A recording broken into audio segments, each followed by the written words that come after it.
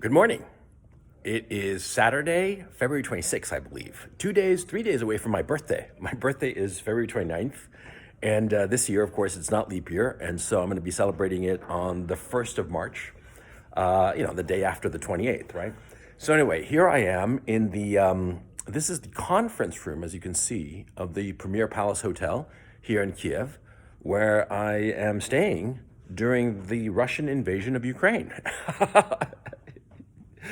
I've been talking to a lot of people, and a lot of people in Kharkov, a lot of people in Kiev, and in other regions as well. And frankly, I can't pronounce the name of the other regions. It's not that I can't say it; it's I can't pronounce it. Anyway, the point is that I realize I'm incredibly lucky because I'm in the lap of luxury while I'm hunkering down and waiting out the invasion. Now, the invasion so far, like last night, I slept like a baby. I slept, no, and not that I woke up every 2 hours crying. No, I slept really, really well, actually. Slept a good almost 7 hours, and that was good because I'd been running on a sleep deficit. Let me see. Sorry if I'm rambling. It's stressful, and my brain is just not operating. My brain doesn't operate that well to begin with, but now it's especially challenging. Anyway, the point is I'm really lucky because I'm hunkering down here in the hotel. I slept in my room, not in the basement shelter, which I showed you in a previous video. I'm not going to be, spending several hundred euros per night on a nice room and sleep in the fucking garage, man. No, I'm going to get my money's worth. And if my room gets blown up by a missile, so be it. At least I got my money's worth before I became, pink mist. Anyway, kidding aside, I slept really well. I didn't hear anything, and no explosions or anything near me. Although this morning, as I'm recording this, it's 7:45. I'm hearing all kinds of talk about fighting going on and shooting going on near the Maidan Square. And I'm roughly about a kilometer away from the Maidan Square here. I'm just off the Kreshchatyk Avenue. Now, the other thing I'm hearing from multiple sources is that, those AK-47s that the Ukrainian government handed out willy-nilly to civilians? Well, it turns out that now those civilians are shooting one another with those goddamn weapons. I thought it was the height of irresponsibility because you all of a sudden turn a civilian with no military experience into a military target.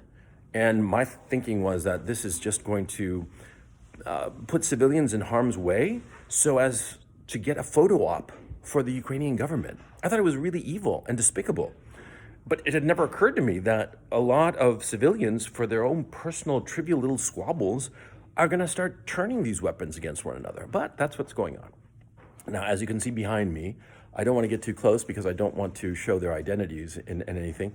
But the lovely people here at the Premier Palace Hotel are setting up breakfast. And, I can't thank them enough. The people here at the Premier Palace have been fantastic. And if you're ever in Kiev, come to the Premier Palace Hotel. It's well worth your trouble. So anyway, hearing about what's going on with the civilians shooting one another, I'm like, Jesus Christ. Couldn't you see this coming? And of course, they did see this coming. And I think, okay, my thoughts are my own. My judgments are my own. I'll just tell you what's going on. Right now, we're just waiting around. Everybody's just hunkering down. And as you can see, there is electricity, there's running water, there's internet, there's telephony. Everything is working very, very well. Obviously, they don't want to hurt the civilian population. It's very obvious because if they wanted to hurt the civilian population, they would have cut the water, cut the electricity ages ago. But everything is working very, very smoothly, okay? And also what's very interesting is that insofar as international relations are concerned, everything is working very, very smoothly. Because the Russian gas, is still flowing through the Ukrainian pipelines to Western Europe. The gas pipelines have not been blown up, either by the Russians or by the Ukrainians. And the Europeans, with all this bullshit talk of sanctions, oh, we're going to sanction you. We're going to get you real good this time. They're still buying Russian gas because they have to. Okay, that's the thing. They have to.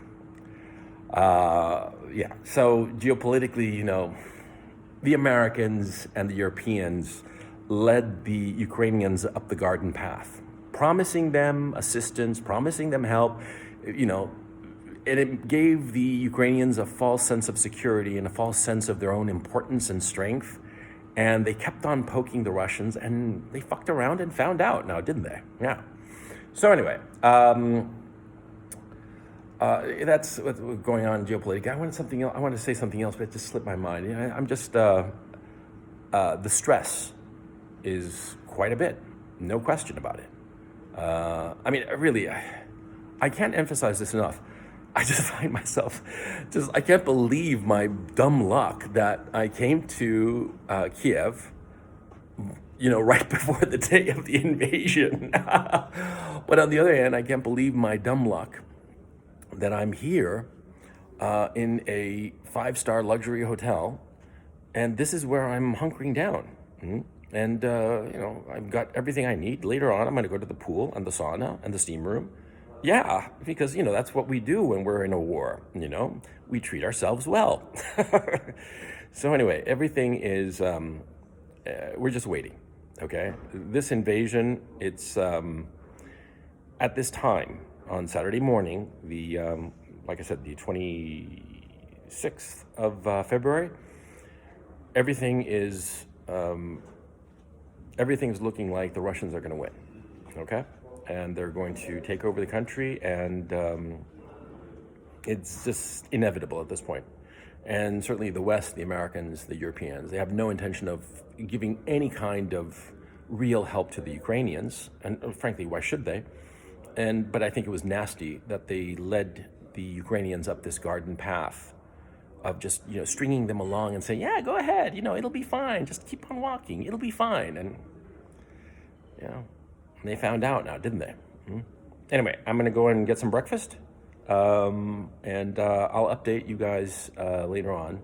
And I'll talk to you about something specific. Some people have asked, how come you're so calm in this situation? Are you a psychopath? What's going on? And I'll tell you the truth, I'm scared shitless. Completely scared shitless. Literally. I'm not kidding, I've been crapping my brains out every morning. I crap everything out in the morning, and the rest of the day I feel great. And I go to sleep, and the next morning, everything just pours right out, man. I'm that's how scared I am. I'm scared shitless, literally. But I don't let my fear control me. The smartest thing right now is to sit tight right here, okay? And I'll be doing later today, I'll do a video about controlling your fear in the face of stress and how to go about doing it, okay? Okay, so anyway, you guys take care, and I'll talk to you soon.